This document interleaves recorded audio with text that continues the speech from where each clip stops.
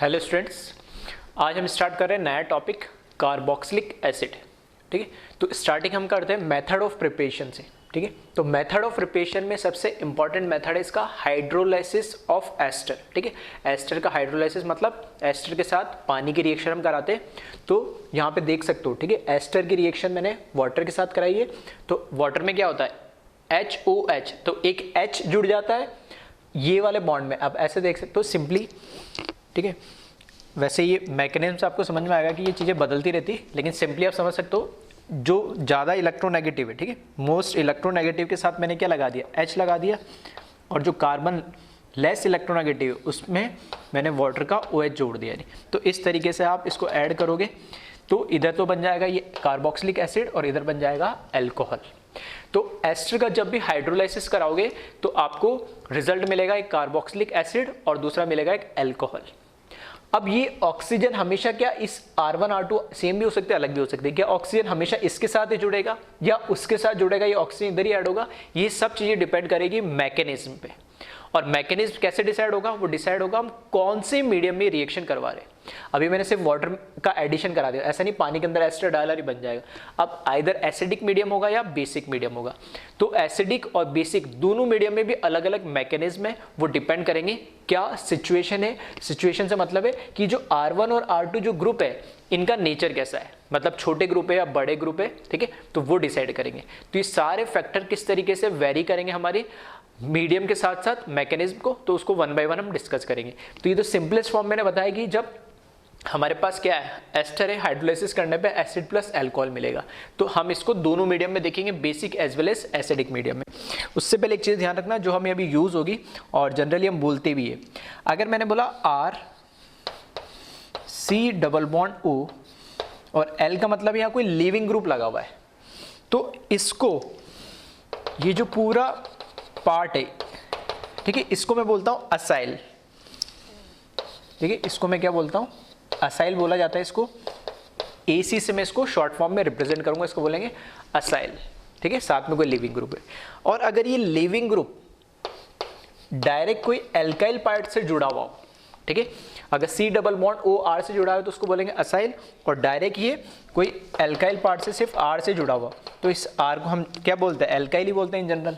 तो ये हो जाएगा एल्काइल, और इसको रिप्रेजेंट करा मैंने AL से। ठीक है, तो AC और AL का मतलब जहाँ पे भी मैं लिखूंगा उसका AC का मतलब होगा असाइल, मतलब ये वाला पोर्शन, और AL लिखूंगा वहाँ पे एल्काइल, उसका मतलब ये पोर्शन। ठीक है, तो ये कैसे यूज़ होगा और कैसे हम मैकेनिज्म में ये इम्पैक्ट करेगा, तो उसको हम देखते हैं वन बाय वन। एक बार इसको आप पहले कॉपी कर ले जल्दी से। ठीक है, अब बात करते हैं हम सबसे पहले बेसिक मीडियम में हम स्टार्ट कर रहे हैं हाइड्रोलाइसिस ऑफ एस्टर को। ठीक है, तो ये इंपॉर्टेंट है हाइड्रोलाइसिस ऑफ एस्टर, इसको मार्क कर लेना एज इंपॉर्टेंट। तो पहला जो मीडियम है वो है बेसिक मीडियम।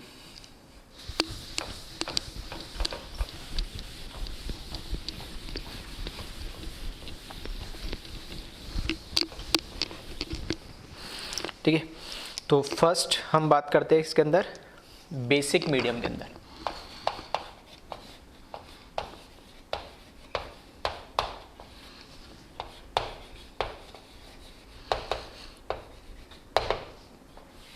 ठीक है, तो एक तो चीज याद ध्यान रखना, hydrolysis of ester in basic medium is known as saponification.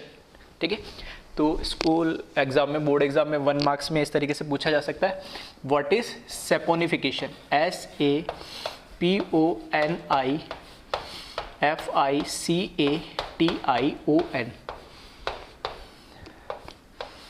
ठीक है, तो सेपोनिफिकेशन का मतलब है हाइड्रोलाइसिस ऑफ एस्टर इन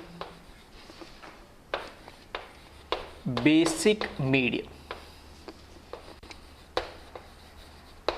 ठीक है, तो बेसिक मीडियम में अगर हम हाइड्रोलाइसिस करा देते तो उसको सेपोनिफिकेशन बोलेंगे। अगर एसिडिक मीडियम में कराते तब उसको सेपोनिफिकेशन नहीं बोला जाएगा। ठीक है, तो ये चीज़ आप ध्यान रखना।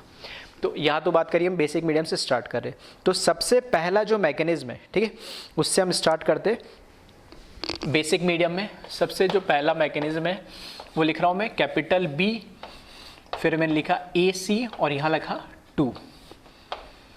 इसका क्या मतलब है, इसको मैं एक्सप्लेन करूंगा। वैसे B का मतलब होता है बेसिक मीडियम से बेस, AC का मतलब है अभी जो मैंने बताया असाइल, और 2 बताता है उसका ऑर्डर। कैसे इसको नाम दिया गया, ठीक है, उसको हम डिस्कस करते हैं। तो बेसिक मीडियम में जब मैं रिएक्शन करवा रहा हूँ, ठीक है, तो यहाँ पर मैंने इन जनरल कोई R1C डबल बॉन्ड O और यहाँ पर R2 ले लिया, और स्पेसिफिक करने के लिए इस ऑक्सीजन पे मैं 80 लगा दे रहा हूँ उसका आइसोटोप। तो इस तरह के क्वेश्चन इस पे बने जाते हैं ताकि आपको समझ में आए कि ऐसा नहीं कहीं पे भी ऑक्सीजन ऐड हो जा रहा है, तो कहाँ पर ऐड होगा मैकेनिज्म के थ्रू वो भी आपको क्लियर होना चाहिए। तो मैंने इसको आइसोटोप ले लिया O18। जब इसकी रिएक्शन कराएंगे हम H2O के साथ, मतलब हाइड्रोलाइसिस कराएंगे बेस के अंदर बेसिक मीडियम में, तो यहाँ पर R1C double bond OH plus R2 O18H, ये प्रोडक्ट मिलेगा।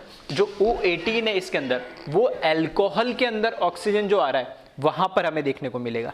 किस तरीके से ये प्रोडक्ट बन रहा है तो उसका हम देखें मैकेनिज्म।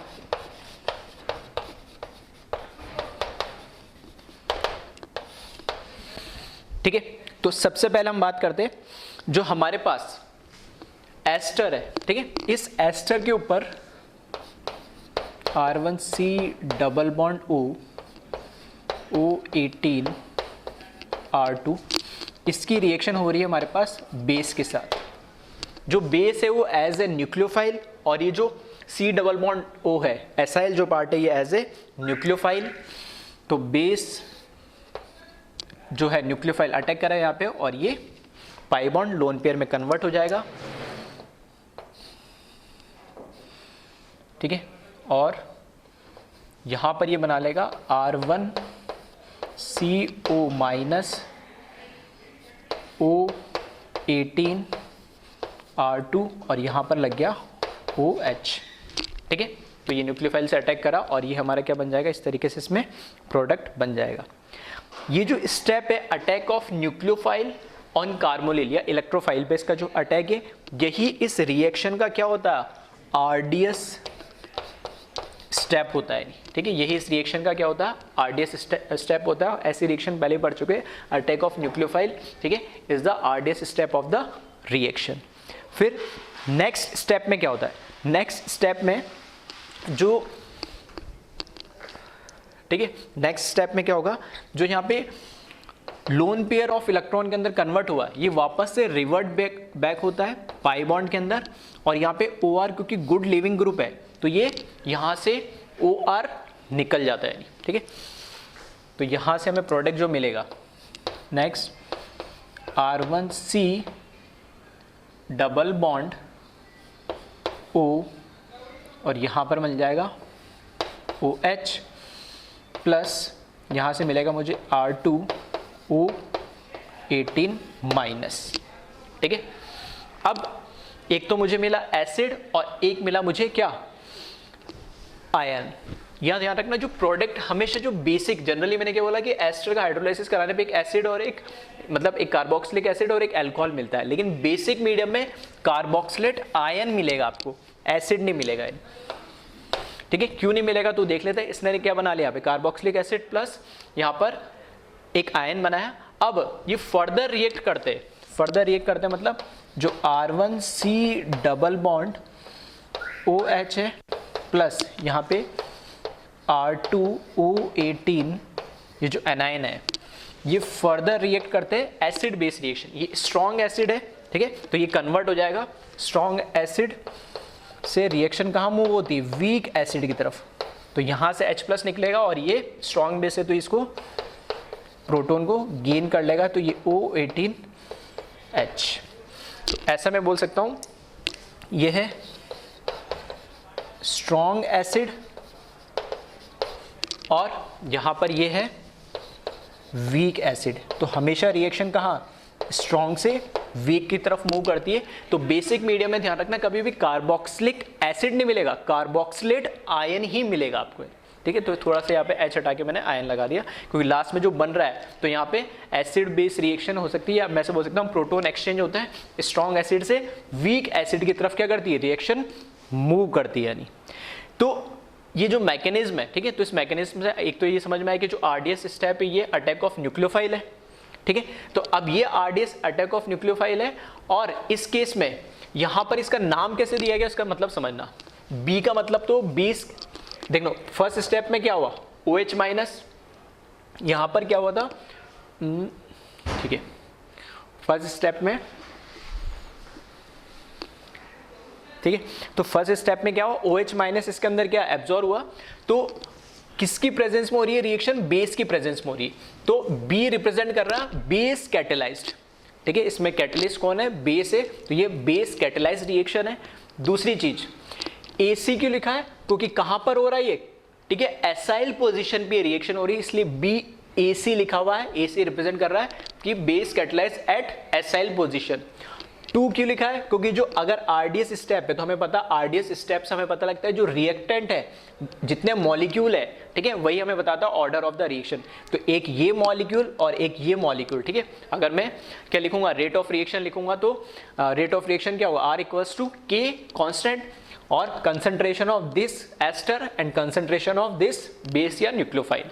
तो एक और एक सेकेंड ऑर्डर होगी रिएक्शन, इसलिए यहाँ पे ऊपर लिखा है 2। तो ये कहलाता है BAC2 मैकेनिज्म। B का मतलब बेस कैटेलाइज, AC का मतलब एट एसाइल पोजीशन और 2 मतलब ऑर्डर ऑफ द रिएक्शन। अब इस ये रिएक्शन मैकेनिज्म, क्योंकि बेसिक मीडियम में 4 तरह के मैकेनिज्म होते हैं, तो BAC2 मैकेनिज्म, ठीक है, चाहो तो इसका फुल फॉर्म लिख लेना, जो भी मैंने बोला, बेस, एसाइल और ऑर्डर 2, ठीक है। अब ये मैकेनिज्म कब प्रीफर होगा और कब ये मैकेनिज्म होना चाहेगा, ये मैकेनिज्म तब होगा क्योंकि यहाँ अटैक किस पे हो रहा है, असाइल पोजीशन पे हो रहा है, और असाइल पोजीशन से अटैच कौन है, नियर बाय R1। तो ये जो एल्काइल ग्रुप यहाँ पर लगा हुआ है, ठीक है, ये जो R पार्ट लगा हुआ है, ये जितना छोटा पार्ट होगा, जितना छोटा ग्रुप होगा, मिथाइल 1 डिग्री, जितना छोटा होगा उतना ही यहाँ पर इस पर अटैक न्यूक्लियोफाइल का ईजी होगा। अगर ये बल्कि पार्ट हो जाएगा, ये क्राउडेड पार्ट हो जाएगा, तो यहाँ पर न्यूक्लियोफाइल का अटैक ईजी नहीं हो पाएगा। इसलिए ध्यान रखना, ये रिएक्शन मैकेनिज्म कब फेवर होगा, जब ये R1 क्या होगा, स्मॉल होगा, ठीक है। तो एक बार पहले इसको कॉपी कर ले, इस पे एक मैं क्वेश्चन भी करवा देता हूँ प्रैक्टिस के लिए, इलिस्ट्रेशन के लिए, और उसके बाद हम इसमें जो मैंने पॉइंट बोला वो भी लिख देता हूँ, ठीक है। तो इसको कॉपी कर ले जल्दी से।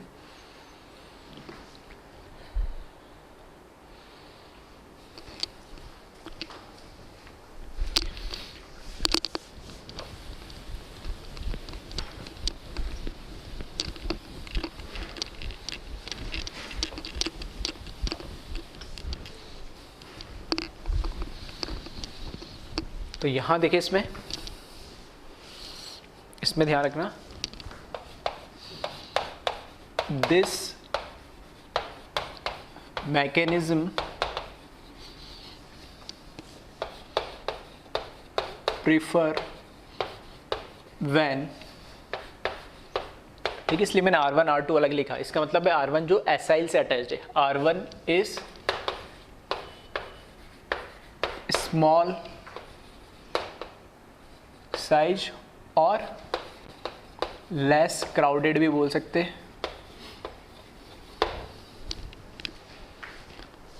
और इसके इलस्ट्रेशन के लिए अगर मैं लिख दूं यहाँ पर,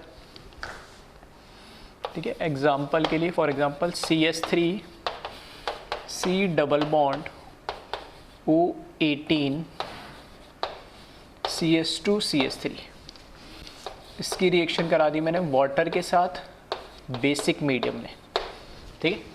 तो अब मैकेनिज्म से मुझे समझ में आ गया अभी O18 किधर जा रहा है, ठीक है। अगले मैकेनिज्म आपको समझ में आएगा O18 की पोजीशन क्या होगी, तो ये O18 इसके साथ जाएगा या उसके साथ जाएगा, तो मैकेनिज्म डिसाइड करता है। तो अभी किसके साथ जा रहा है, अल्कोहल के साथ, तो यहाँ पर CH3, ठीक है। अगर H2 के जगह मैं क्या लगा देता, D2 लगा देता, तो यहाँ पर क्या लगता, ठीक है, बेसिक मीडियम में अगर H2 D2 के प्रेजेंस में ले लेता तो यहाँ पर OD लग जाता, ठीक है। तो सब मैकेनिज्म से ही आपको चीज़ें समझ में आएगी। तो ये C double bond O minus carboxylate ion बनता है बेसिक मीडियम में हमेशा, और यहाँ पर CH3 CH2 O18H, ये क्या बनेगा, इथेनॉल बनेगा। तो ये वाला पार्ट जैसे मिथाइल है 1 डिग्री छोटा पार्ट होगा, तब यहाँ पर इजीली ये कौन सा मैकेनिज्म फॉलो हो जाएगा, BAC2 मैकेनिज्म फॉलो होगा, ठीक। तो इसको एक बार आप कॉपी कर ले।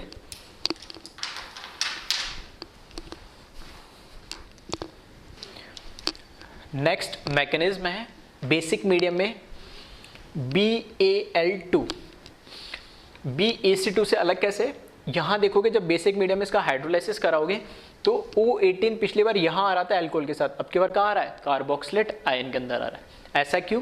पहले तो ये BAL2 कब होगा? पहले हमेशा देखोगे आप BAC2 हो रहा ही नहीं हो रहा है। BAC2 कब नहीं होगा? अगर ये जो R1 है, एसाइल ग्रुप पे जो R1 लगा हुआ है, ठीक है, C डबल बॉन्ड O पे जो R1 लगा हुआ है, अगर वो बल्की या क्राउडेड होगा तो यहाँ पर न्यूक्लियोफाइल का अटैक, बेस का अटैक होना मुश्किल हो जाता है। इस वजह से ये BAL2 को फॉलो करेगा। BAL2 की रेट ऑफ रिएक्शन BAC2 से कम होती है, इसलिए पहले BAC2 चेक करेंगे। अगर नहीं हो रहा है तब BAL2 मैकेनिज्म जाएगा। ठीक है, तो कैसे होता है ये मैकेनिज्म, इसको देखें एक बार।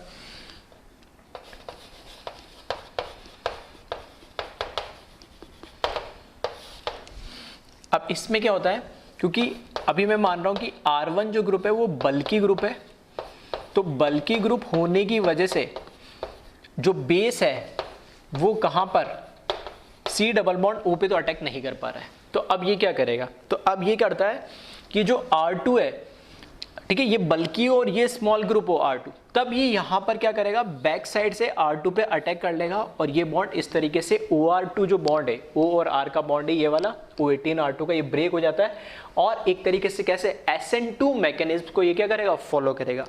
तो SN2 में यही होता है। ठीक है, तो यहां पर ये SN2 मैकेनिज्म को फॉलो करेगा और यही इसका क्या हो जाएगा? एक RDS स्टेप भी हो जाएगा। ठीक है, तो यहां से R1 C double bond O 18 negative charge, तो कार्बोक्सिलेट आयन बन गया और यहां से R2 OH बन गया अल्कोहल। तो ये कब होगा? जब R1 क्या होगा? बल्की ग्रुप होगा और R2 छोटा होगा, तो यहां से इधर अटैक ना करके ये R2 पे डायरेक्ट अटैक कर लेगा और यहां से अल्कोहल बनाएगा, तो O18 इस बार कार्बोक्सिलेट आयन पर जाएगा। ये SN2 मैकेनिज्म होगा और यही इसका RDS स्टेप होगा। क्योंकि यही इसका RDS स्टेप है, तो RDS स्टेप के अंदर, ठीक है, अब की बार जो पहली बात तो कहाँ, कौन से मीडियम में हो रही है? बेसिक मीडियम में हो रही है रिएक्शन, तो बेसिक मीडियम में हो रही है तो इसलिए लिख दिया B। अब कहाँ? इस एल्काइल पार्ट पे रिएक्शन हो रही है। ठीक है, कहाँ? इस OR, या मैं ऐसे बोल सकता हूँ इस एल्काइल पार्ट पे रिएक्शन हो रही है, एसाइल पार्ट पे नहीं हो रही, तो एल्काइल पे रिएक्शन हो रही है। तो एल्काइल के लिए मैंने लिखा क्या? BAL। और सेकेंड ऑर्डर क्यों? क्योंकि RDS स्टेप है तो यहाँ पे 1 और 2, ठीक है, तो 2 की कंसंट्रेशन पर डिपेंड कर रहा है, तो कैसी रिएक्शन होगी? सेकेंड ऑर्डर, तो इसलिए BAL2 लिखा गया है। ठीक है, अब इसमें भी ध्यान रखना कंडीशन, कब ये रिएक्शन होगी ये इंपॉर्टेंट है। ठीक है, तो आपको पता होना चाहिए कब कौन सी रिएक्शन होगी, अदरवाइज प्रोडक्ट जो बनाओगे, ठीक है, वो गलत बनेगा नहीं। तो इसमें लिखना दिस मैकेनिज्म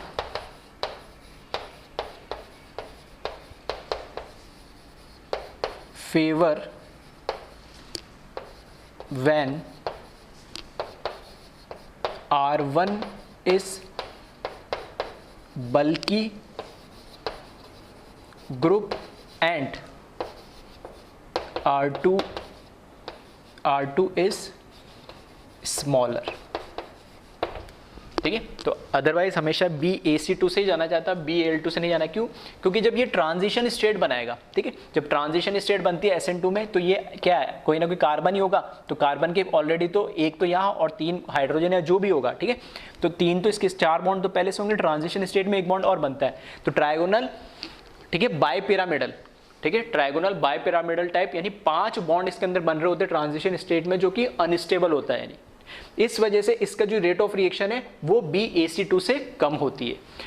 तो इसका एग्जांपल देखिए अगर हम, तो इस तरह का मैंने मान लिया कोई कंपाउंड है,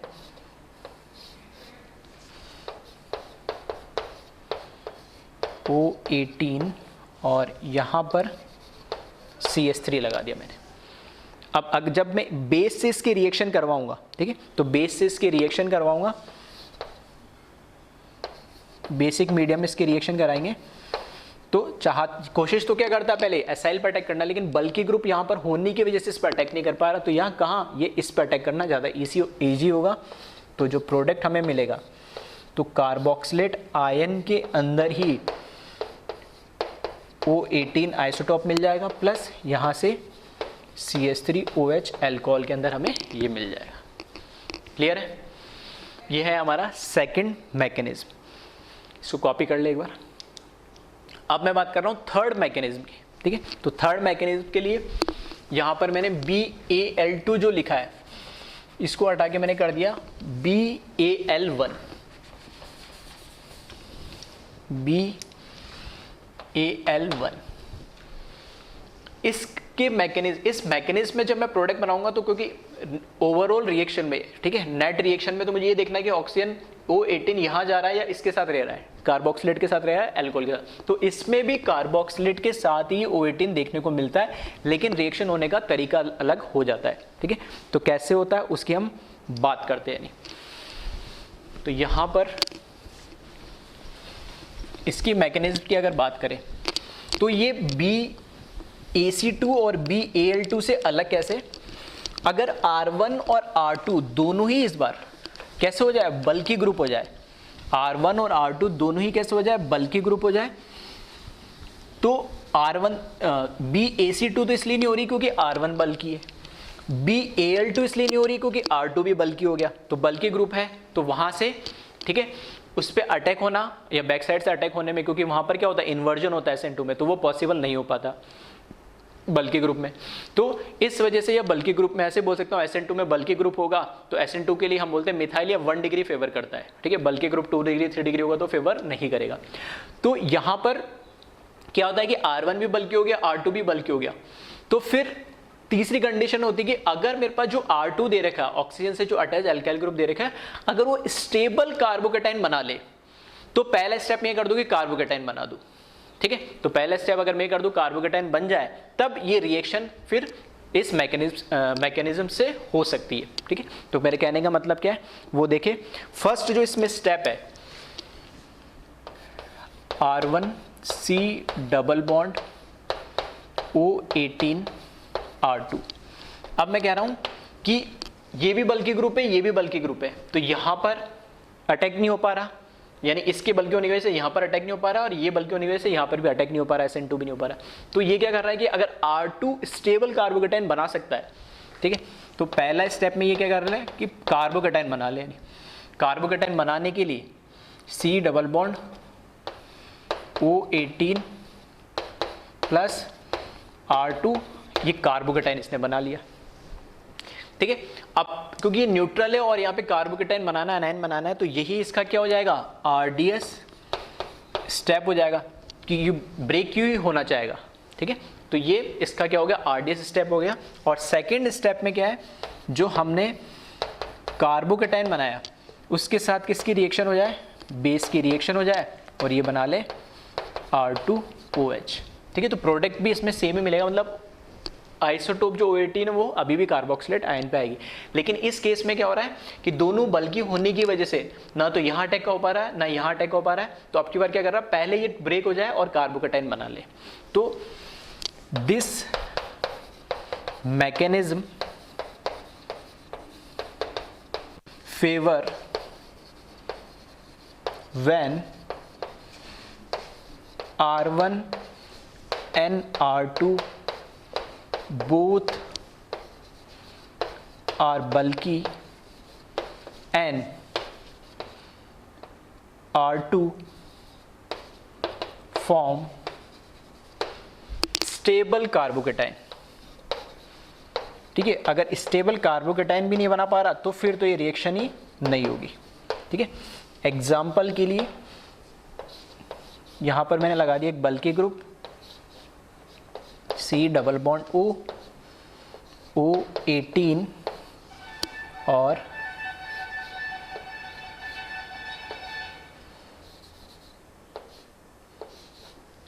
ठीक है। अब देखना ये भी बल्की ग्रुप हो गया, ये भी बल्की ग्रुप हो गया, यहां बल्की होने की वजह से ये BAL2 नहीं करवा पा रहा, ये पूरा बल्कि 3 डिग्री होने की वजह से यहाँ पर यहाँ पे BAC2 नहीं करवा पा रहा, यहाँ पर BAL2 नहीं करवा पा रहा, ठीक है। तो अब ये क्या करा रहा है, BAL1 करवा सकता है कि यहाँ पे पहले कार्बोकेटाइन बन जाए। यहाँ पे कार्बोकेटाइन बनेगा तो कैसा बनेगा, 3 डिग्री बनेगा, जो कि क्या होगा, स्टेबल होगा, ठीक है। तो यहाँ से फर्स्ट स्टेप में तो क्या होगा, C डबल बॉन्ड 18 प्लस यहाँ पे क्या बना लेंगे कार्बोकेटाइन जो कि 3D स्टेबल होगा, और नेक्स्ट स्टेप में यह क्या करेगा OH माइनस से अटैच होके और ये अल्कोहल बना लेगा। ठीक है, तो डिफरेंस आपको अब समझ में आ रहा होगा तीनों में एग्जांपल के साथ कि किस तरह के मॉलिक्यूल्स ये रिएक्शन करेंगे और किस तरह के मॉलिक्यूल नहीं करेंगे। ठीक है, और एक मैकेनिज्म और है, ठीक है, वो बहुत ही रेयर होता है, ठीक है, लेकिन पॉसिबिलिटी उसमें भी है, तो वो भी हम देख लेते हैं। इसको कॉपी कर ले एक बार आप।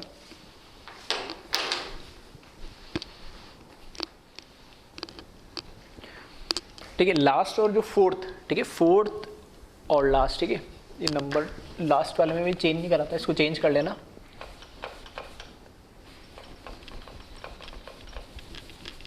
वो थर्ड नंबर था, ये क्या हो गया फोर्थ नंबर।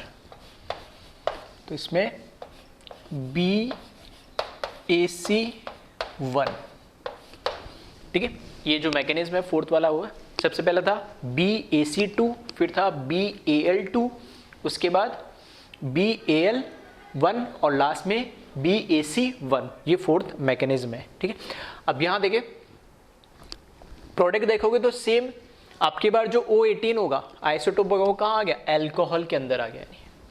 अब ये कौन सा मैकेनिज्म है, इसका क्या मतलब है। और लास्ट मैकेनिज्म में हमने देखा था BAL1 क्यों था, क्योंकि जो रिएक्शन हो रही थी, ठीक है, BAL के अंदर जो रिएक्शन हो रही थी वो अल्टीमेटली हो क्या रहा था कि कार्बोकेटाइन जो बन रहा था वो इस एल्काइल पार्ट, मतलब ये बॉन्ड टूट रहा था, इसलिए हमने उसको क्या बोला था BAL1 बोला था। अब BaC1 क्यों बोला है, अब देखो R1 और R2 दोनों बल्कि ग्रुप हो जाए तो ना तो पहला और दूसरा मैकेनिज्म मतलब BaC2 भी नहीं होगा और BAL2 भी नहीं होगा।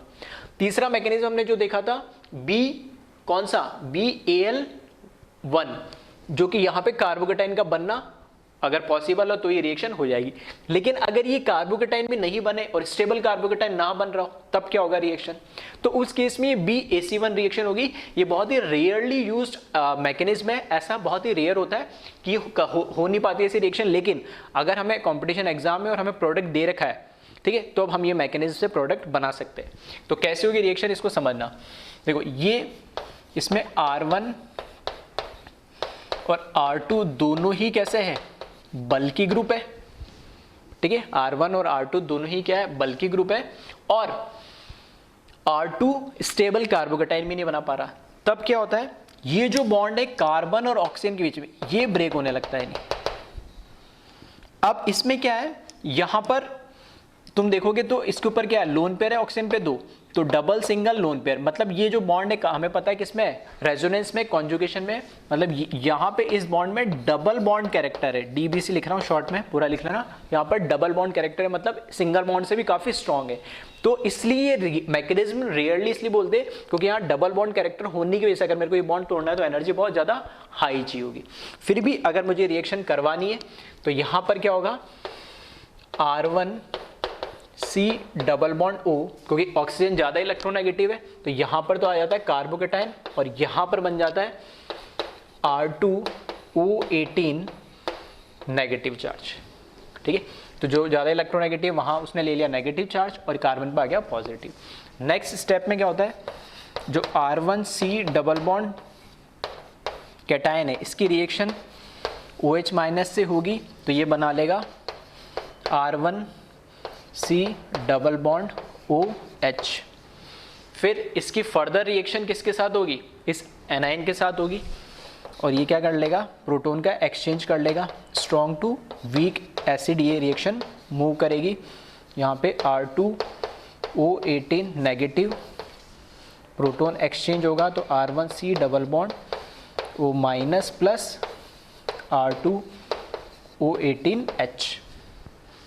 ठीक है, तो फिर से बोल रहा हूँ ये मैकेनिज्म बहुत ही रेयरली यूज होता है और अगर हमें प्रोडक्ट बनाना ही है, ठीक है, तो वहाँ पे देखना पड़ेगा R1 R2 दोनों बल्कि और R2 पे भी कार्बोकेटाइन स्टेबल ना बन रहा हो। तो एग्जांपल में बता देता हूँ, तो पहले तो इसमें लिख लेना this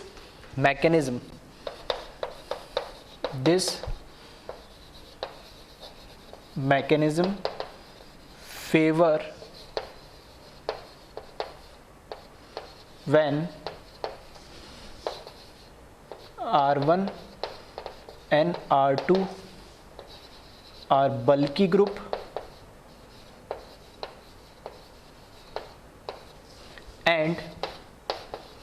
R2 does not form stable carbocation and R2 does not form stable carbocation. ठीक है, क्या लिखा है एक बार बोल देता हूँ, नहीं दिख रहा हो तो. This mechanism favour when R1 R2 are bulky group and R2 does not form stable carbocation.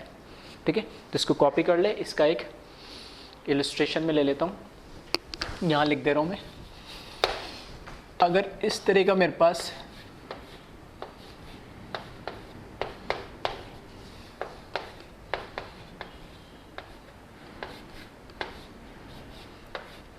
कोई एस्टर दे रखा है तो ये भी देखना बल्कि हो गया R1, ये भी देखना R2 भी बल्कि हो गया. यहाँ कार्बोकेटाइन ब्रिज हेड कार्बन आ जाएगा तो ये स्टेबल नहीं होगा. ठीक है, वो कभी भी sp2 नहीं हो सकता तो कार्बोकेटाइन बन ही नहीं सकता. फिर भी अगर प्रोडक्ट बनाना है तो क्या करो, यहाँ से ब्रेक कर दो और कौन सा मैकेनिज्म, BAC1 मैकेनिज्म लिख लो.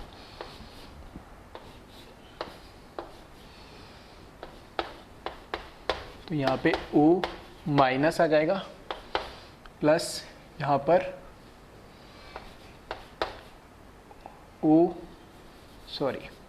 यहाँ पर आ जाएगा HO18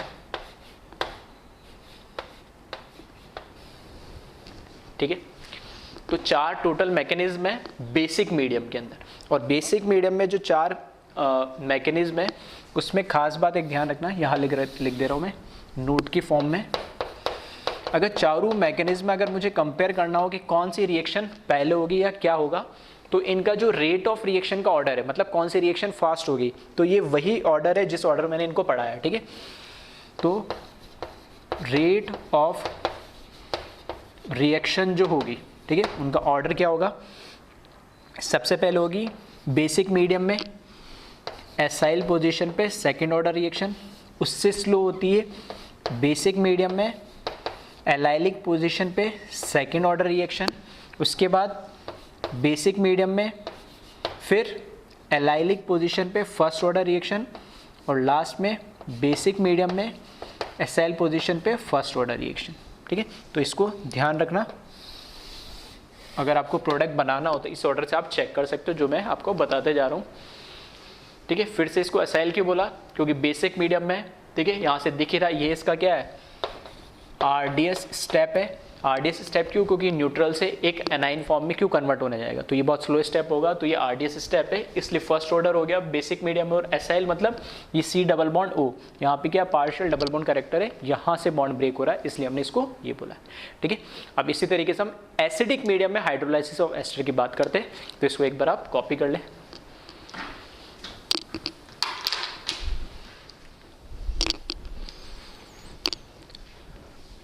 अब बात करते हैं एस्टर की हाइड्रोलाइसिस की एसिडिक मीडियम में. तो एसिडिक मीडियम में पहला जो मैकेनिज्म है वो AAC2. तो अब समझ में आ गया होगा, यहाँ एसिडिक मीडियम में इसलिए पहले मैंने A लिख दिया. AC मतलब एसाइल पे रिएक्शन हो रही होगी और सेकेंड ऑर्डर रिएक्शन है.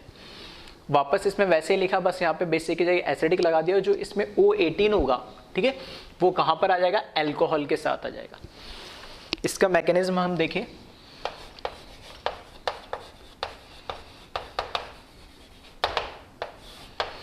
तो एसिडिक मीडियम के अंदर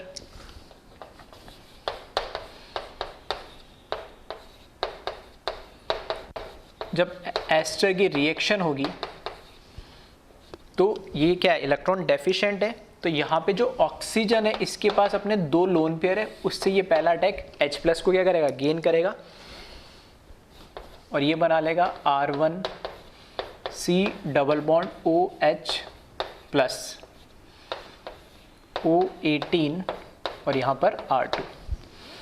फिर ये स्टेबल होने के लिए ये क्या होगा, पाई बॉन्ड यहाँ पर शिफ्ट हो जाएगा. ठीक है, पाई बॉन्ड यहाँ पर शिफ्ट हो जाएगा और ये इसका एक RS बना लेगा. Next R1C OH carbocation O18 और यहाँ पर R2. नेक्स्ट स्टेप में क्योंकि वाटर का एडिशन होना है, हाइड्रोलाइसिस होना है, तो ये क्या करता है, R1COH कार्बोकेटाइन और OR2। तो यहाँ से जो वाटर है वो अपने लोन पेयर को डोनेट करेगा इस कार्बोकेटाइन को और ये बना लेगा R1COH OH OH O18, ठीक है, और यहाँ पर R2। अब ये जो अटैक है फिर से न्यूक्लियोफाइल का कार्बोकेटाइन पे, यही इसका क्या होता है, RDS स्टेप होता है।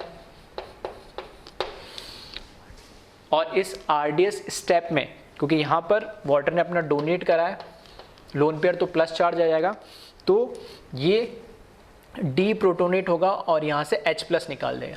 जो H+ यहाँ से निकल रहा है वो ये ईथर वाला, मतलब ये OR वाला जो ऑक्सीजन है, इस प्रोटोन को वो क्या कर लेता है, गेन कर लेता है।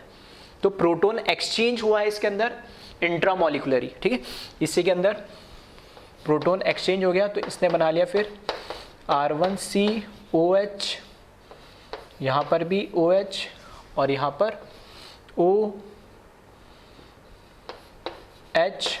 और यहाँ पे R2 और इस पे पॉजिटिव चार्ज। जैसे ही इसने प्रोटोन को गेन करा, अब ये क्या कन्वर्ट हो गया, गुड लिविंग ग्रुप में कन्वर्ट हो गया। तो यहाँ से ये, ठीक है, पॉजिटिव चार्ज आ गया इस पे, तो यहाँ से क्या होगा, ये अपना लोन पेयर लेके सिग्मा बॉन्ड को लेके और ये लिविंग ग्रुप के फॉर्म में निकल जाएगा। तो यहाँ से ये बना लेगा R1COH OH कार्बोकेटाइन, ठीक है, और यहाँ नीचे लिख दे रहा हूँ प्लस, और यहाँ पर ये कौन सा है, O18 है ये, तो ये R2O18OH जो कि यहाँ पे अल्कोहल में आना चाहिए, वहाँ आ गया, ठीक है। नेक्स्ट स्टेप में जो कार्बोकेटाइन है, ये जो कार्बोकेटाइन बना है, तो ये क्या अनस्टेबल होगा, तो ये अपना क्या करता है, ऑक्सीजन लोन पेयर फिर से डोनेट करेगा इसको और ये बना लेगा R1C double bond positive charge H और यहाँ पर OH।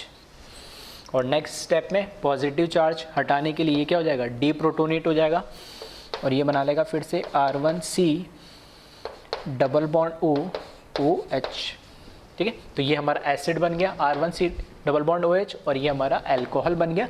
एसिडिक मीडियम में कार्बोक्सिलेट आयन नहीं बनेगा। देखो बेसिक मीडियम में क्या होता है, एसिड और अल्कोहल मैंने बना दिया, तो बेसिक मीडियम में क्या होता है, बेस जो होता है, ये क्योंकि एसिड है तो H+ फिर से एब्स्ट्रैक्ट कर लेता है, इसलिए जनरली कार्बोक्सिलेट आयन हमें देखने को मिलता है, तो हम कार्बोक्सिलेट आयन मिलते हैं। अब एसिडिक मीडियम में ये एसिड है, ये भी एसिड है, तो आपस में थोड़ी रिएक्ट करेंगे, इसलिए यहाँ पे प्रॉपर हमें एसिड देखने को मिलता है। नाम एसिडिक मीडियम में हो रहा है, एसाइल पोजीशन पे, ठीक है, रिएक्शन हो रही है, यहाँ से भी देख सकते हो या ये भी देख सकते हो, RDS स्टेप में ये एसाइल पोजीशन पे रिएक्ट करा, कैसे भी समझ सकते हो। और ऑर्डर 2 के लिए, क्योंकि RDS स्टेप में एक ये रिएक्टेंट हो गया और एक ये रिएक्टेंट हो गया, तो इसलिए इसका ऑर्डर क्या हो गया, 2 हो गया।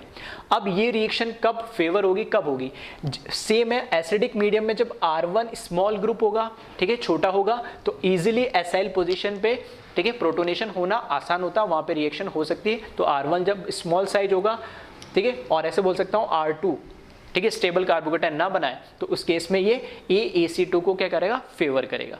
तो एक बार इसको कॉपी कर लिया, फिर इसका एक इलिस्ट्रेशन भी मैं ले लेता हूँ, ठीक है। तो इसमें लिख लिया आप,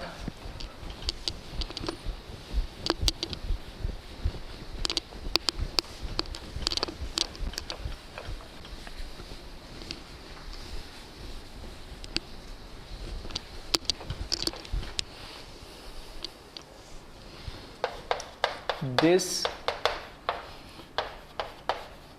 mechanism favor when R1 is small group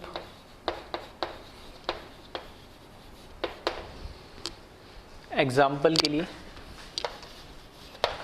यहाँ पर मैंने लगा दिया सिर्फ CH3C डबल बॉन्ड O18 और यहाँ पर मैंने फॉर एग्ज़ाम्पल बेंजीन रिंग लगा दी। इसकी रिएक्शन मैंने करा दी H2O के साथ एसिडिक मीडियम में। तो अगर यहाँ पे कार्बोकेटाइन में बनाना भी चाहता, ठीक है, जैसे हमने बेसिक मीडियम में भी करा था एक मैकेनिज्म में, तो वो भी पॉसिबल नहीं यहाँ पे। और ये स्मॉल साइज का है तो यहाँ पर आसानी से एसआइल पोजीशन पे रिएक्शन हो सकती है।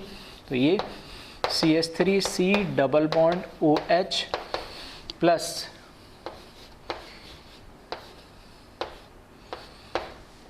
यहाँ पे O18H, ठीक है, तो ये बॉन्ड ब्रेक भी नहीं हो सकता।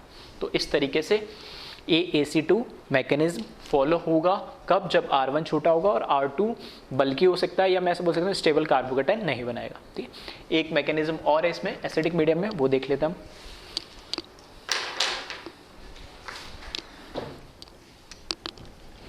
एसिडिक मीडियम में जो दूसरा मैकेनिज्म है वो है AL1। ये बिल्कुल ऐसा ही है बेसिक मीडियम में जो हमने पढ़ा था थर्ड वाला जो था BAL1, बस यहाँ पे बेसिक की जगह एसिडिक मीडियम में आ गया। दैट मीन्स एलाइलिक पोजीशन पे होगा और 1 है मतलब 1 डिग्री। उसमें भी क्या होता है, कार्बोकेटाइन बना था। तो अगर ये मैकेनिज्म कब होगा, जो R1 है वो बल्की ग्रुप हो जाए पर R2 क्या हो, स्टेबल कार्बोकेटाइन बनाए, तब ये AL1 से रिएक्शन हो जाएगी। तो इसके मैकेनिज्म में देखें, जो R1C double bond O 18R2, तो अब ये बल्की ग्रुप हो गया और ये स्टेबल कार्बोकेटाइन है। तो पहले स्टेप में क्या करेगा, ये कार्बोकेटाइन बना लेगा, और कार्बोकेटाइन बनाएगा तो O18 किसके साथ आ जाएगा, एसाइल के साथ आ जाएगा, प्लस R2 ये कार्बोकेटाइन। और फॉर्मेशन ऑफ कार्बोकेटाइन ही क्या है यहाँ पे, ये RDS स्टेप है, और ऐसे भी बोल सकते हैं ये SN1 मैकेनिज्म है, जैसे हमने BL1 में लिखा था। ठीक है, वहां पर हमने BAL2 जो लिखा था वो कैसा था, SN2 मैकेनिज्म हो रहा था, बैक साइड से अटैक कर रहा था। और उसका जो अगला तीसरा मैकेनिज्म लिखा था वो हमने लिखा था BAL1, वो कौन सा, SN1 मैकेनिज्म। SN1 में क्या होता है, फॉर्मेशन कार्बोकेटाइन। ठीक है, तो वहां पर अगर नहीं लिखा हो तो लिख लेना कि वो भी कैसा था, SN1, और ये भी SN1 है, और यही स्टेप क्या होता है, इसका RDS स्टेप होता है। RDS स्टेप होने के बाद यहाँ पर क्या बन जाएगा, नेगेटिव चार्ज। ठीक है, फिर कार्बोकेटाइन की रिएक्शन होगी वाटर के साथ, और ऑक्सीजन पे जो लोन पेयर है उससे कार्बोकेटाइन को डोनेट करेगा, और यहाँ बना लेगा R2OH, और ये कार्बोकेटाइन तो डीप्रोटोनेट होगा ताकि पॉजिटिव चार्ज हट जाए इस पे से। तो नेक्स्ट स्टेप में ये बना लेगा R2OH प्लस ये H+। ये जो H+ लीव हुआ, ये H+ क्या करेगा, इस कार्बोक्सिलेट आयन के साथ कंबाइन होगा। नेक्स्ट स्टेप में R1C double bond O18 plus H+ protonate होके, और ये बना लेगा R1C डबल बॉन्ड O18H। ठीक है, तो ये हमारा एसिड बन गया और ये यहाँ पे अल्कोहल बन गया। ये रिएक्शन कब फेवर होगी, तो लिख लेना, this mechanism favour when R1 is bulky and R2 form stable carbocation.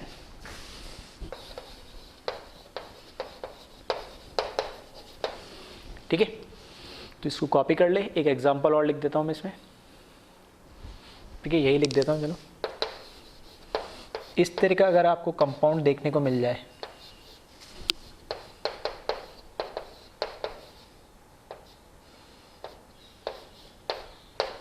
ठीक है, पीएच लगा रहा हूं मैं, पीएच मतलब 3 बेंजीन रिंग। तो बल्कि तो ये भी बल्कि है, लेकिन यहाँ पे जो कार्बोकेटाइन बनेगा वो क्या बनेगा, स्टेबल बनेगा। तो H+ H2O से रिएक्शन कराएंगे तो C double bond O18H plus PH और PH, ये अल्कोहल बना लेगा, क्योंकि वहाँ जो कार्बोकेटाइन बनेगा वो ज़्यादा स्टेबल होगा। ठीक है, तो इस तरीके से टोटल हमने 2 एक बेसिक मीडियम में और एक एसिडिक मीडियम में पढ़ा है हमने। बेसिक मीडियम में 4 मैकेनिज्म है, ठीक है, उसमें भी जो फर्स्ट के 2 थे वो इंपॉर्टेंट है, बाकी क्योंकि कई बुक्स में और आप जो मटेरियल सॉल्व करोगे तो उसमें उस तरह के क्वेश्चन देखने को मिल जाते हैं, इसलिए चारों मैकेनिज्म बता दिए, जो भी कंडीशन उसका अकॉर्डिंग प्रोडक्ट बना लेना। एसिडिक मीडियम में भी हो सकता है, लेकिन मेजरली ये 2 ही इंपॉर्टेंट है, या इसमें बोलूँ तो पहले वाला जो AAC जो 2 लिखा था, इससे पहले वाला जो मैकेनिज्म था वो आपको एनसीईआरटी में भी देखने को मिल जाएगा, तो बोर्ड पॉइंट ऑफ व्यू से भी वो इंपॉर्टेंट है, तो इसको आप ध्यान में रखिएगा। तो ये पहला मेथड ऑफ प्रिपरेशन हमने देखा था, जिसमें हाइड्रोलाइसिस एस्टर को हमने डिटेल में देखा है, तो दोनों ही पॉइंट ऑफ व्यू से ये इंपॉर्टेंट है। इसके अलावा भी दूसरे मेथड है कार्बोक्सिलिक एसिड बनाने के, ठीक है, एसिड बनाने के दूसरे मेथड है, वो काफ़ी सारे हम ऑलरेडी पढ़ चुके हैं, तो उसको भी एक बार डिस्कस कर लेंगे जल्दी जल्दी, तो इसको एक बार आप पहले कॉपी कर लें।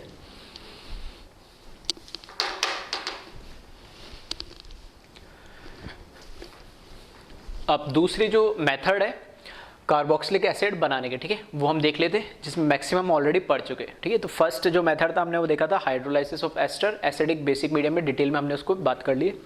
फिर नेक्स्ट है ऑक्सीडेशन ऑफ एल्कोहल, ठीक है, एल्कोहल का ऑक्सीडेशन हमने बात कर चुके, स्ट्रॉन्ग ऑक्सीडाइजिंग एजेंट, ठीक है, chromium oxide in the presence of H2SO4, या फिर KMnO4 in the acidic medium, या potassium dichromate in acidic medium. किसी से भी रिएक्शन कराओगे तो वो जो 1 डिग्री एल्कोहल है वो पहले ऑक्सीडाइज किस में होता है, एल्डिहाइड के अंदर, और फिर नेक्स्ट फर्दर ऑक्सीडाइज होकर क्या करता है, कार्बोक्सिलिक एसिड में कन्वर्ट हो जाता है, ठीक है। एक चीज यहां ध्यान रखना, जो ये पहला रिएजेंट लिखा है CrO3H2SO4, इसको कई बार, ठीक है, इस नाम से भी कभी देखने को मिलेगा, इसको बोलते हैं जॉन्स रिएजेंट भी बोला जाता है, इसको जॉन्स रिएजेंट, ठीक है, CrO3 in the presence of H2SO4, इसको जॉन्स रिएजेंट के नाम से भी जाना जाता है, तो कभी डायरेक्ट नाम लिखा हो तो भी ध्यान रखना, स्ट्रॉन्ग ऑक्सीडाइजिंग एजेंट है। उसके बाद आता है ऑक्सीडेटिव ओजोनलाइसिस ऑफ एल्कीन, ठीक है, ये भी हम डिटेल में डिस्कस कर चुके। हमने पता है कि जो ये डबल बॉन्ड होता है, ठीक है, शॉर्ट ट्रिक से हमने बताया था कि डबल बॉन्ड को हमें ब्रेक करना और ऑक्सीजन लगा देना है, तो क्योंकि मैंने दोनों साइड सिमेट्रिकल लिया तो यहाँ क्या बन जाएगा, 2 मोल्स बन जाएंगे, और क्योंकि ये ऑक्सीडेटिव मतलब है फर्दर उसको ऑक्सीडाइज करेगा, अगर वो एल्डिहाइड है तो फर्दर ऑक्सीडाइज करके H के पहले ऑक्सीजन और लग जाएगा, और ये क्या कार्बोक्सिलिक एसिड बना देगा। नेक्स्ट मेथड है हाइड्रोलाइसिस ऑफ साइनाइड, ठीक है, साइनाइड का हाइड्रोलाइसिस करके, और इसको भी डायरेक्ट शॉर्ट ट्रिक से आप ध्यान रखें, जो 3 बॉन्ड है, ठीक है, जो 3 बॉन्ड है इसमें यहां पर क्या करें, क्योंकि हमें हाइड्रोलाइसिस मतलब वाटर ऐड करना, और ये एसिडिक और बेसिक दोनों मीडियम में हो सकता है। अब जो वाटर का H है वो लेस इलेक्ट्रोनेगेटिव है, तो हमने साइनाइड के N के मोर इलेक्ट्रोनेगेटिव से उसको अटैच करा देंगे, और वाटर का ऑक्सीजन जो मोर इलेक्ट्रोनेगेटिव होता है उसको साइनाइड के C जो लेस इलेक्ट्रोनेगेटिव उसके साथ, ठीक है, कंबाइन कर देंगे, और क्योंकि 3 बॉन्ड है ये, तो तीनों बॉन्ड को ब्रेक कर देंगे और 3 H2 ऐड कर देंगे, तो यहाँ पर तो बन जाएंगे 3 H ऐड होके NH3 जो कि अमोनिया बन गया, और यहाँ पर 3 OH ऐड करोगे तो मैंने इस तरीके से बना दिया। अब हमें पता है एक कार्बन पे 2 क्या है, OH स्टेबल नहीं होते, तो यहाँ से क्या होगा, H2 निकल जाएगा, नहीं तो H2 यहाँ से निकाल दिया और ये डबल बॉन्ड बना लेगा, तो एसिड। तो साइनाइड के हाइड्रोलाइसिस करेंगे तो उससे भी हमारा कार्बोक्सिलिक एसिड बन जाता है, ठीक है, तो शॉर्ट ट्रिक से ध्यान रखें, मैकेनिज्म की जरूरत नहीं है। नेक्स्ट है ग्रिग्नार्ड रिएजेंट, ठीक है, तो ग्रिग्नार्ड रिएजेंट से भी हम कार्बोक्सिलिक एसिड बना सकते हैं। फॉर एग्जांपल यहाँ पर जैसे RMgCl है, तो जो R माइनस है, ठीक है, ये क्या करेगा, इस कार्बन पे अटैक करेगा और ये पाई बॉन्ड इधर शिफ्ट हो जाएगा, ठीक है। अब ये इधर तो क्या जुड़ गया, R C डबल बॉन्ड, और यहाँ पर क्या हो गया O माइनस। नेक्स्ट स्टेप में हम क्या करेंगे, प्रोटोनेशन करा देंगे H प्लस के साथ, तो ये OH बन जाएगा, तो ग्रिग्नार्ड से भी हम कार्बोक्सिलिक एसिड बना सकते हैं। नेक्स्ट मेथड दे रखा है एल्डिहाइड से, ठीक है, तो एल्डिहाइड का भी हम पढ़ चुके हैं ऑक्सीडेशन के अंदर ही, कि हम एल्डिहाइड का टॉलेंस रिएजेंट टेस्ट या फेलिंग सॉल्यूशन या बेनेडिक्ट टेस्ट, इन सब में क्या होता है कि टॉलेंस में हम करवाएंगे, ठीक है, अमोनियम हाइड्रोक्साइड और किससे, सिल्वर नाइट्राइड से रिएक्शन करवाते, तो एल्डिहाइड को ऑक्सीडाइज करके ये क्या हो जाता है, कार्बोक्सिलिक एसिड में कन्वर्ट कर देता है, और वो खुद रिड्यूस होकर इसमें सिल्वर आ जाता है, जिसको हम सिल्वर मिरर टेस्ट भी बोलते हैं। इसी तरीके फेलिंग सॉल्यूशन में फेलिंग भी होता है, उसमें जनरली वो क्या क्रिएट करता है, क्यूप्रिक ऑक्साइड CuO, ठीक है, हाँ CuO करता है जनरेट, और वो इसको तो ऑक्सीडाइज कर देता है और खुद रिड्यूस होकर Cu2 क्यूप्रस ऑक्साइड बना लेता है रेड कलर का, ठीक है। तो ये भी हम ऑलरेडी ऑक्सीडेशन में पढ़ चुके। फिर SNA, ये भी हम पढ़ चुके। SNA में क्या है कि यहाँ से एसिडिक मीडियम या बेसिक किसी में भी करा लो कोई फर्क नहीं पड़ता, यहाँ से H2, ठीक है, एडिशन होगा, ठीक है, ये पाई बॉन्ड वापस रिवर्ट होगा। फॉर एग्जांपल जैसे इस तरीके से ये H2 का ऑक्सीजन क्या है, न्यूक्लियोफाइल जैसे इस पर अटैक करेगा, पाई बॉन्ड ऑक्सीजन पे चला जाएगा लॉन पेयर के फॉर्म में, फिर वो वापस रिवर्ट करेगा। तो मैंने इस तरफ वापस एरो लगा दिया और फिर उस केस में Cl यहाँ से निकल जाएगा, ठीक है।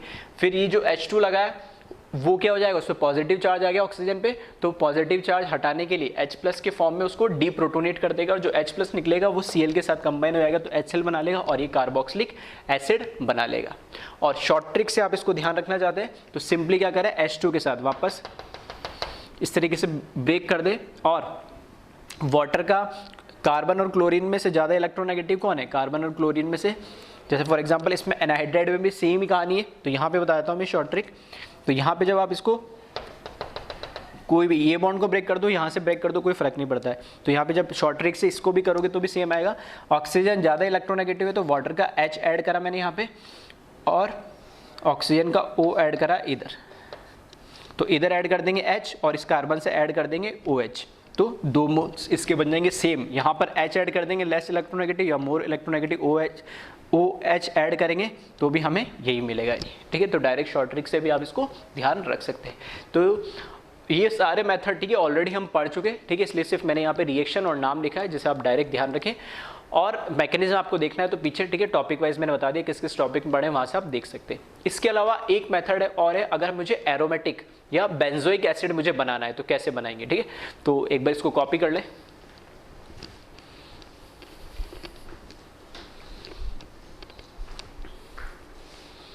ठीक है, वीडियो पॉज करके कॉपी कर लेना। एक मेथड और है वो मैं बता रहा हूँ कि अगर आपको बेंजोइक एसिड बनाना हो तो कैसे बनाओगे। तो अगर बेंजीन के साथ कहीं पे भी एल्काइल ग्रुप लगा हुआ है, ठीक है, और वो सिंगल कार्बन मिथाइल लगा हुआ है या इथाइल लगा हुआ है, या एल्काइल की कितनी भी लंबी उस पर क्या है चेन हो, कोई फर्क नहीं पड़ता है, नहीं, ठीक है। वो क्या करेगा, H+ KMnO4, मतलब एसिडिक मीडियम में जब KMnO4 से रिएक्शन करेगा, ठीक है, तो वो जो भी एल्काइल ग्रुप लगा हुआ है उसको कन्वर्ट कर देता है कार्बोक्सिलिक एसिड के अंदर, ठीक है। तो इसमें कोई मैकेनिज्म वगैरह आपको याद नहीं रखना है, डायरेक्ट इस चीज को आप ध्यान रखना, और इंपॉर्टेंट भी, ठीक है। रिएक्शन विथ H+ KMnO4, ठीक है, एसिडिक मीडियम में हम KMnO4 से रिएक्शन कराएंगे। तो एग्जांपल की कोई भी बेंजीन रिंग, ठीक है, मैं क्या बोल रहा हूँ, कोई भी बेंजीन रिंग है, फॉर एग्जांपल के लिए यहाँ पर मैंने लगा दिया CH3, ये क्या है, टॉल्विन है। जब इसकी रिएक्शन मैंने H+ KMnO4 से करवा दी, तो अब इस बेंजीन के बाहर जो भी एल्काइल ग्रुप लगा हुआ होगा, वो 1 कार्बन का हो, 2 कार्बन का हो, 3 कार्बन का हो, कोई फर्क नहीं पड़ता, उसको किस में कन्वर्ट कर देगा, COOH में कन्वर्ट कर देगा, ठीक है। इस तरीके से आपको ध्यान रखना है। तो अगर आपको एरोमेटिक कार्बोक्सिलिक एसिड या बेंजोइक एसिड बनाना हो तो आप इस तरीके से डायरेक्ट एसिडिक मीडियम में KMnO4 से किसी भी बेंजीन से अटैच कोई एल्काइल ग्रुप है उसकी रिएक्शन कराओगे तो ये कन्वर्ट हो जाएगा। अगर इस तरीके का आपको कंपाउंड दे रखा है, ठीक है, तो भी कोई फर्क नहीं पड़ता है, इसको भी क्या कर देगा, ये कन्वर्ट कर देगा COOH में। तो ये एल्काइल पार्ट कितने भी कार्बन हो उसमें, 1 हो, 2 हो, 5 हो, 10 हो, 100 हो, 1000 हो, कोई फर्क नहीं पड़ता है, सिर्फ एक कार्बन को ये क्या, मतलब ये पूरी चेन हटा के और वहां पर एक क्या लगा देता है, COH लगा देता है, ठीक है। एक एग्जांपल और देखें, अगर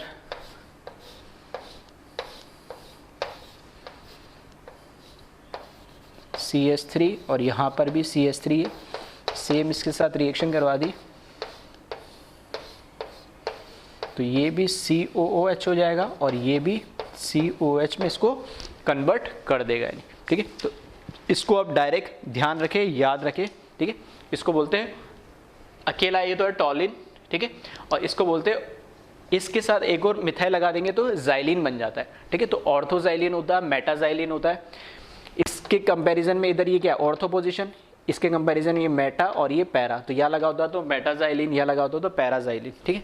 तो इसको हम बोलते हैं ऑर्थोजाइलिन।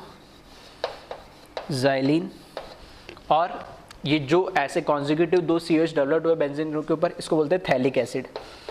पी इसमें साइलेंट होता है, थैलिक एसिड, ठीक है। तो ये मेथड ऑफ प्रिपरेशन हमने देख लिए सारे कि हमें कार्बोक्सिलिक एसिड जो भी अगर आपको बनाने हो, ठीक है, तो उसमें से एक डिटेल में हमने हाइड्रोलाइसिस ऑफ एस्टर पढ़ा है, ठीक है। तो इसको कॉपी कर ले, फिर आगे हम इनकी रिएक्शंस की बातें करेंगे।